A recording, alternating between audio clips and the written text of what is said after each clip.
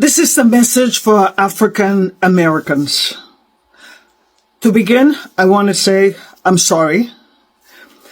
As a Black Latino, I did not understand your struggle. I did not understand that your fights impacted me.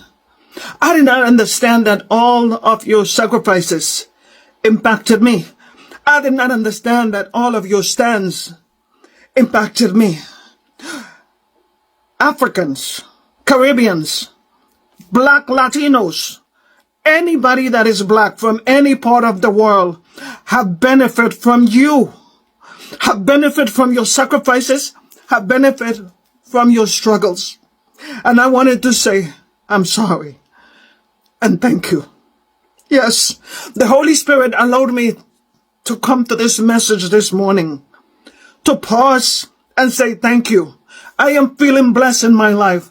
I am feeling very blessed. But who can you show gratitude? And the Holy Spirit showed me that it's you that I need to say thank you to. So when someone say, Black Americans have no culture, you tell them, your culture is resilience. Your culture is innovation. Your culture is strength. Your culture is guiding Black people to embrace their melanated skin. Guiding Black people to embrace their hair.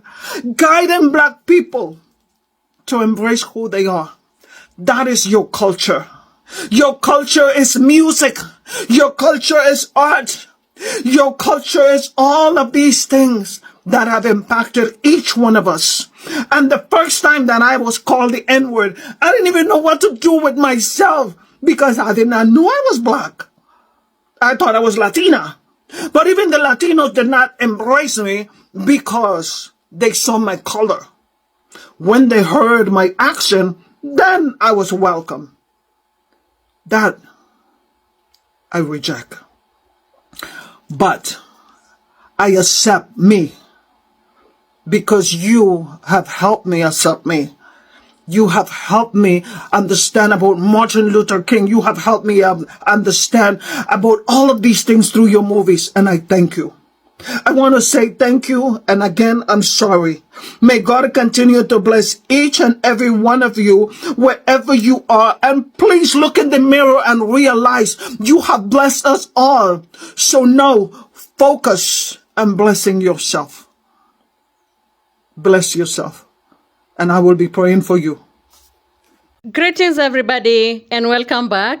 So Latinos have come out to apologize to Black Americans for being ignorant for many years. They actually didn't know that the freedoms they enjoy today, it is because of the struggles of Black people. And now after Latino facing ICE raids and ICE hostility, they are scared and asking Black people for solidarity. So let's get to see the reactions. Then we come back with more commentary. And if you're new here, please consider subscribing so you never miss any update from my videos. Let's dive into it. I'm here because I wanted to make this video. I wanted to get a point across to America and make sure that I get the statement out that our Latino community is currently under attack by the US government. Our Latino communities are being targeted. Our Latino families are being torn apart. Our Latino businesses are going bankrupt. Our Latino children are being terrorized. And nobody is doing anything about it. The government is just walking all over us, all over our communities, terrorizing us, breaking families apart, targeting construction workers, targeting moms who speak Spanish. Why? Why is this okay? I think America needs to wake up. I'm asking all other races to please don't ignore this. Talk about it. Acknowledge us. Come out to our Latino communities.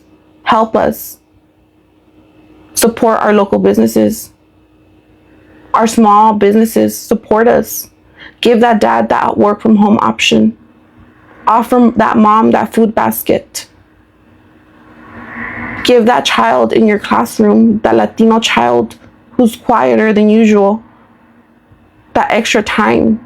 America needs to wake up. we are being targeted in the Latino community. And everybody is just watching videos, being entertained, whether in Chicago, Los Angeles, or in New York. If you have come across that video or any videos, ask yourself, why am I here watching this video? Obviously, you feel something. You're feeling entertainment, right? Ask yourself, is it because you feel compassion? Maybe. What can you do? There's a lot of small things you can do. You don't have to directly come out and protest. You don't have to come cause chaos. You don't have to come dox agents. That's not what we're asking for. We're not bad people. We're not criminals. If our families migrated here was to give us a better opportunity in life. I'm asking all other races, if you live in a privileged neighborhood, to please support our Latinos. We are in crisis. We are being targeted and we are being terrorized. Thank you for watching. I'm seeing some misplaced anger from some Latino people coming out saying, oh, black people, you need to be out there with us, front line, standing with us in solidarity. We did. We stood with y'all in that voting booth. Black people voted in solidarity against that man. I'm not saying this is not our fight.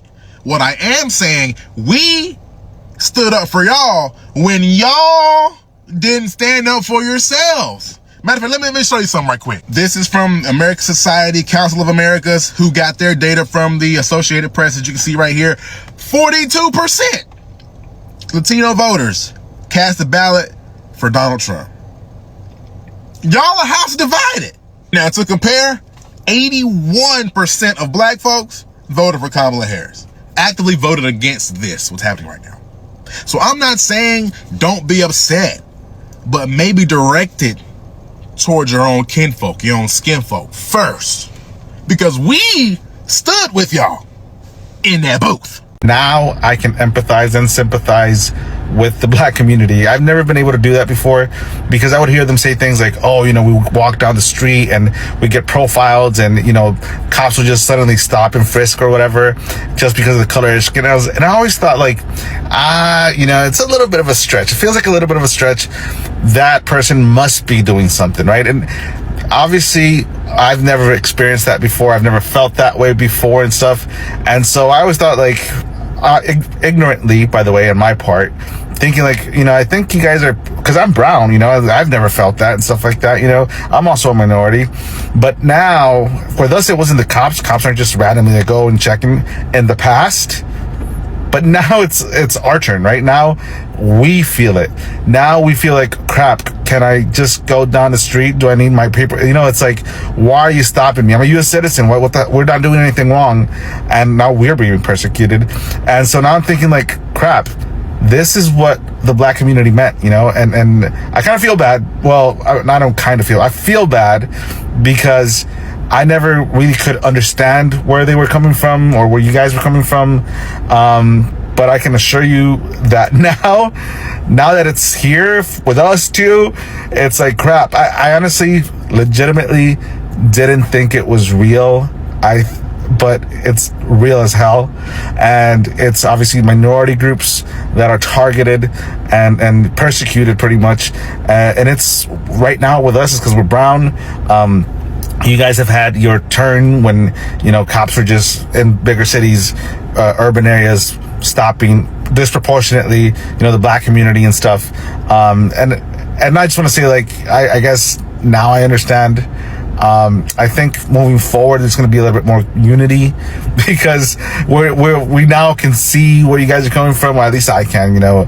And so, yeah, guys, I just want to say sorry for being ignorant before, but I hope this unites all communities, not just minorities, and call out things for what they are, regardless of the race. It's very sad that one thing that every race have in common is disliking black people. That's the one thing that every freaking race have in common is disliking us. But another thing they have in common is using us for our money and our sympathy and empathy. Because blacks, let me set y'all straight. Y'all feel sorry for people too fast and too much and at the wrong time. Y'all always, because I see some of y'all saying that the things that we saying we shouldn't be saying. Stop feeling sorry for people and stop letting them use your religion against you.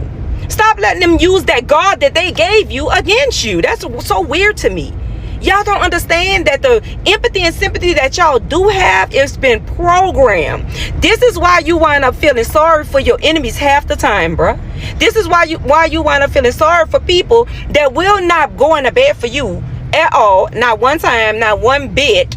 You wind up feeling sorry for people that wouldn't do for you that you would do for them. So you start turning on your own people. The one thing those other races do have in common, they stick together. No matter right or wrong or indifferent, they will stick together. But they'll find something weak in us, which is a lot, to make us turn on each other, okay? And start saying, yeah, well, y'all shouldn't be saying that about them people. I feel bad. Yes, we feel bad that it's happening. But you think we about to go in front line because we feel bad? Baby, it take a little bit more feeling bad than for me to get up out there. So, at the end of the day, if we're next, we sitting there, we understand what we need to do. Huh? We ready. Be blessed. To the Latinos that voted for him, you will never, and I repeat, never be white. You will never be accepted as one of them. And you certainly are not exempt from the racism that is this racist ass regime. When that lady put in her post, alligators' lives matter, and she mentioned a number, that number being 65 million. Do you know how many Latinos are in the United States? Approximately 65 million, according to the U.S. Census Bureau. Approximately 60 plus million people. So guess what? They weren't just talking about the illegal immigrants, because data actually says that there are 10 to about 12 illegal, undocumented folks in the United States. They're talking about you. They're talking about people like us, because we are not exempt from the racism that is rooted in what these people believe in, and frankly, the foundation of this country that was built on the stealing of land from indigenous people by immigrants that came here from Europe. So when you think that you are better than an immigrant because your family came here the right way, remember that this land was actually stolen from day one. So when you think that you are better because you're second generation or third generation because you've been an American for a longer amount of time, I hope that you never have to experience a time where you have to flee a country for your own safety or that of your family. So when you think that you are somehow not going to be affected by any of this, when you think that you don't have to care, what happens if you are next? What happens if it's someone that you personally know? And I know already, because we've seen it. We've seen the clips of people that supported him, diehard supporters that are now crying on the news because their family members are getting deported and they thought that they would never be impacted. You see, in this country, so many people lack empathy. They are unwilling or somehow unable to think beyond themselves, and then we run into these situations. Wake up! The proximity to whiteness isn't serving you, and it's not serving the community. You have to recognize what is happening, because ultimately, they're not just going after criminals. And all of this is connected to so many things that impact our community and frankly are holding us back, like anti-blackness and colorism and internalized racism. And if you think that these are woke words, look them up and you will realize what exists, what has existed in our community for a very long time. And I say all of this because there are so many people that have fallen to the false prophets of the world, and I need us as a community to come together and wake up. I am in so much shock with the amount of Latinos for Trump that are now coming out saying we feel so backstabbed, we feel so betrayed, we feel used now that our families are being deported even though they're not criminals. You didn't feel that way when Donald Trump was talking about the Mexican families that he was going to be deporting. You didn't feel that way when he spoke about other minority groups that he was going to be deporting. But now that it's affecting your family, your uncle, your cousin, now you want to cry about it? Now you want to cry crocodile tears? Girlfriend, I don't feel bad for you. the federal administration's actions to denaturalize and invalidate the citizenship of millions of Americans. This effort is being done so that the federal government can ultimately deport naturalized U.S. citizens. Now more than ever, we must stand up for those who are being targeted, attacked, and taken out of our communities. Conducting denaturalization proceedings solely via civil litigation is potentially an unconstitutional violation of due process rights. The Fifth Amendment of the U.S. Constitution states that no person shall be deprived of life, liberty, or property without due process of law. Civil proceedings do not provide the same protections as criminal proceedings. For example, in most civil cases, even if you cannot afford to hire an attorney, you do not have the right to a court-appointed attorney, as you would in a criminal case. Decisions are made behind closed doors, often without evidence or notice, and the process moves quickly. The judge is the jury. A person may not have a chance to contest the outcome. Once denaturalized, the person loses citizenship immediately, becomes vulnerable to deportation through separate immigration court proceedings. Black Americans have always been at the front line, fighting for justice in the United States. And without Martin Luther King, Rosa Parks, John Lewis, and many more countless activists, there would be no civil rights acts, no voting rights acts, and no legal foundation that every other minority group uses to defend themselves. Asian Americans use the Civil Rights Acts to fight discrimination. Latinos use those protections to secure workers' rights and immigration protections. And even women use those laws to battle workplace inequality. Even LGBTQ movements, they relied on Black-led civil frameworks to fight major courts' victories. So Black people weren't just fighting for themselves. They were fighting for a country that didn't even recognize them, and they opened the door for every marginalized group. And that's why some Black Americans, they feel so frustrated today, because suddenly, when policies start targeting Latino families, when ICE become more aggressive, only do some people say, we need Black unity, we need solidarity, we need your voice, we need your help. But where was that energy when Black Americans were asking for the same thing? Where was that solidarity during police brutality protest? When people dismissed that pain as not my issue? Where was that solidarity during the elections when communities voted for candidates who openly threatened them with mass deportations? So that's a heartbreak. That's the exhaustion of a community that has carried the weight for too long. But here is the truth. Acknowledging that pain is a first step towards unity. And the Latino apology, whether sincere or overdue, shows something important, that people can learn, people can evolve, and people can recognize mistakes and seek a better way forward. And the question right now isn't whether Black Americans should carry the weight of another movement on their backs. The real question is, will Latino community now take responsibility by educating their own, challenging their own biases and fighting with the same courage Black people have shown for generations? Because solidarity isn't something you ask when you're scared. It is something that you build when things are calm. And if every community understood that earlier, we all would be much further ahead today, So as we close this conversation, let us all be clear. Black struggles were the blueprint, the foundation, the legal, and the moral backbone of every minority group in America. And the most powerful thing that every community must do right now is to honor that history, not with apologies alone, but with action, accountability, and commitment, and to stand with others even when the fire reaches their own door. So thank you so much for tuning in. Be sure to like, subscribe, and share. Have a good one. I'll see you in the next video.